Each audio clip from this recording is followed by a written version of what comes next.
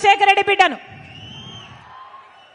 Kadapa parliament స్థానానికి Congress party తరపున MP అభ్యర్థిగా పోటీ చేస్తుంది రాజశేఖర రెడ్డి బిడ్డ. మీ అందరి ఆశీర్వాదంతో పాటు మీ ప్రేమను, మీ ఓటును, మీ అభిమానాన్ని మీ రాజశేఖర రెడ్డి బిడ్డ మీద ఉంచాలని శిరస్సు వంచి చేతులు జోడించి మనస్ఫూర్తిగా ప్రార్థిస్తుంది రాజశేఖర రెడ్డి బిడ్డ.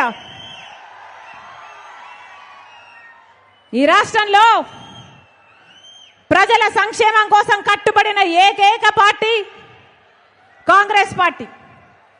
10 సంవత్సరాలైంది కాంగ్రెస్ పార్టీ రాష్ట్ర విభజన జరిగి.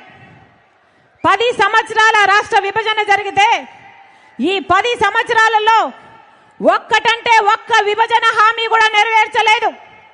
ఇప్పుడున్న పాలక పక్షమైన ప్రతిపక్షమైన బీజేపీ పార్టీ అయినా, ఏ బీజేపీ పార్టీ అయితే 10 సంవత్సరాలుగా ఆంధ్ర రాష్ట్రానికి వెన్నుపోటు పొడుస్తూనే ఉందో అదే బీజేపీ పార్టీకి పొత్తు పెట్టుకున్నాడు చంద్రబాబు గారు. అదే బీజేపీ పార్టీతో తొత్తయ్యాడు జగన్మోహన్ రెడ్డి గారు. వాస్తవం కాదా? ప్రత్యేక హోదా వచ్చిందా? పోలవరం ప్రాజెక్ట్ వచ్చిందా? రాజధాని వచ్చిందా? కడప స్టీల్ ఫ్యాక్టరీ వచ్చిందా? మరి ఎందుకు పొత్తు పెట్టుకున్నాడు చంద్రబాబు గారు? మరి ఎందుకు తొత్తయ్యాడు జగన్మోహన్ రెడ్డి గారు? వాళ్ళ స్వప్రయోజనాల కోసం ఆంధ్ర రాష్ట్ర ప్రజల హక్కులు మొత్తము తాకట్టు పెట్టారు బీజేపీ పార్టీ. అందుకే చెప్తున్నాం, ఈసారి బుద్ధి చెప్పాల్సిన సమయం వచ్చింది.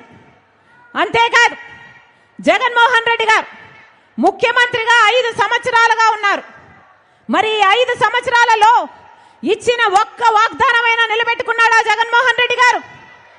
బీజేపీ పార్టీ మెడలు వంచి ప్రత్యేక హోదా తెస్తానన్నాడు జగన్మోహన్ రెడ్డి గారు. వచ్చిందా అన్నా? వచ్చిందా? రాజధాని వచ్చిందా? అందరికీ అన్నీ ఉన్నాయే. హైదరాబాద్ ఉంది, చెన్నై ఉంది, బెంగళూరు ఉంది. మనకేముందన్నా? మనకేముంది? చేతిలో చిప్ ఉంది, నెత్తి మీద కుచ్చు టోపీ ఉంది. ఉందా రాజధాని? చంద్రబాబు గారేమో సింగపూర్ చేస్తానన్నాడు, జగన్మోహన్ రెడ్డి గారేమో 3 రాజధానీలు అన్నారు. తీరా చూస్తే మనకేముంది? గుండు సున్నా ఉంది. ఏం చెప్పాడు జగన్మోహన్ రెడ్డి గారు? వాషింగ్టన్ తలపిస్తానన్నాడు రాజధాని. అయిందా? ఎన్ని మాటలు చెప్పాడు జగన్మోహన్ రెడ్డి గారు? రైతుల కోసం 3000 కోట్లతో ధర స్థిరీకరణ నిధి ఏర్పాటు చేసి ప్రతి సంవత్సరము పక్కన పెడతానన్నాడు జగన్మోహన్ రెడ్డి గారు. అయిందా? 4000 కోట్లతో పంట నష్టపోతే పంట నష్టపరిహారానికి ప్రతి సంవత్సరము పక్కన పెడతానన్నాడు జగన్మోహన్ రెడ్డి గారు. పెట్టాడా? సంక్రాంతి వచ్చినప్పుడల్లా జాబ్ క్యాలెండర్ వస్తుందన్నాడు జగన్మోహన్ రెడ్డి గారు. వచ్చిందా? పూర్తి మద్యపాన నిషేధం చేస్తానన్నాడు జగన్మోహన్ రెడ్డి గారు. చేశాడా? చెయ్యకపోగా ఈరోజు సర్కారు ఏది అమ్ముతే అదే తాగాలి.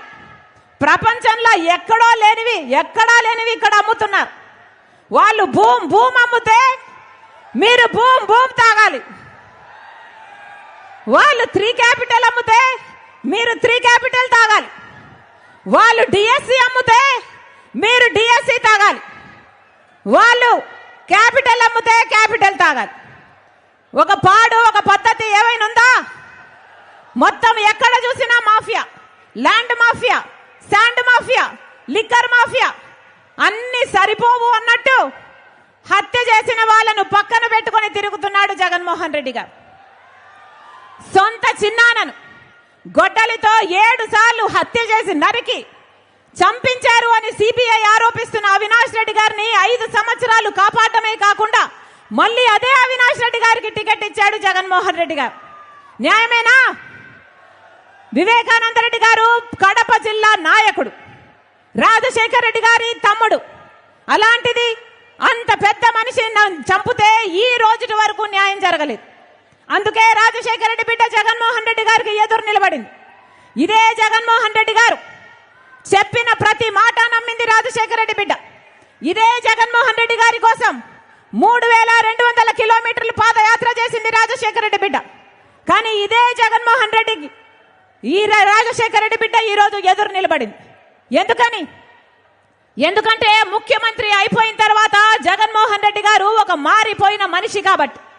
ముఖ్యమంత్రి కాకముందు రాజశేఖర రెడ్డి గారికి చావు వెనుక రిలయన్స్ హస్తం ఉంది అని చెప్పిన జగన్మోహన్ రెడ్డి గారు ఆ తర్వాత ముఖ్యమంత్రి అయ్యాక రిలయన్స్ సంస్థ వాళ్ళకి పిలిచి మరీ రాజ్యసభ సీట్ ఇచ్చాడు.